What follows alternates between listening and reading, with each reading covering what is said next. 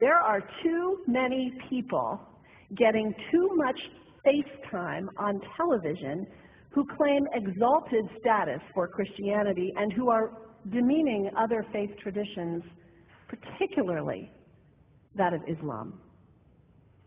And my friends, this has got to stop. There is nothing in the Gospels, there is nothing in the teaching of Jesus Christ that says anything about burning the holy texts of other traditions. It is not there. The proposed burning of the Quran is obscene.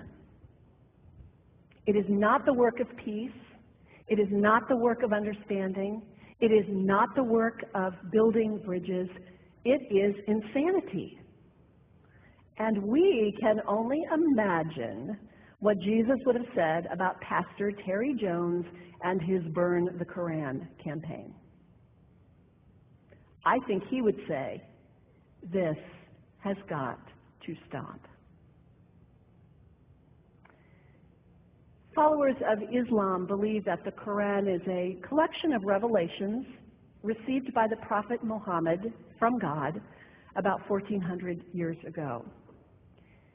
They believe that Muhammad was the last of a series of prophets and teachers and messengers that included Adam, Moses, Jesus, Abraham, all names revered by us as well. The word Islam means peaceful surrender to the will of God. The Quran was written at a time when the Muslim people were being driven from their homes, persecuted, and killed. The Old Testament was written at a time when Jewish people were being driven from their homes, persecuted, and killed. And religious scholars will tell you that most holy scriptures have stories of war and violence in them. Throughout history, most faiths have used these texts to justify violence. And if there's anyone in this room at this moment who's thinking that I've got it wrong, after church today, pull out your Bible and look up Psalm 137. And you'll see that our own text has passages that can make us uncomfortable. But also, like the Bible, the predominant message of the Quran is of peace and care and loving God, justice, care for the neighbor, care for the stranger. In the Bible, we have thou shalt not kill. In the Quran, we have whoever kills another, surely he is killing all of humanity. And whoever saves the life of another, surely he saves the lives of all humanity. These are words of peace, words of faith, words that could save the world if we would take them to heart.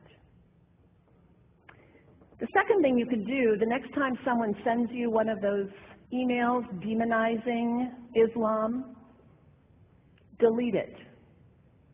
Don't forward it. Don't participate in the stereotyping. Don't give in to your fear. It's okay to be a little afraid. We all have those emotions. Just don't give in to it.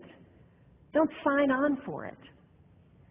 Don't focus on this tiny group of extremists who commit acts of violence. Focus on the hundreds of millions of Muslim people in the world who are people of faith, whose priorities and concerns and families are not so different from your own. And third, when you think of Muslim people, think of individuals.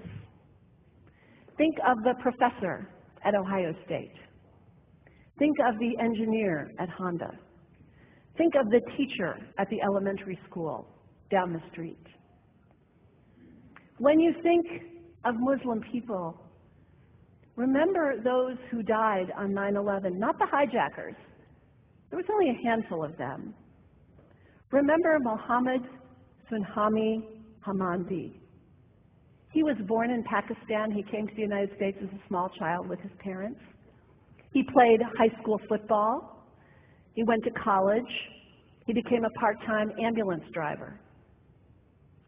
He died, this Muslim young man on 9/11, trying to rescue people and save lives.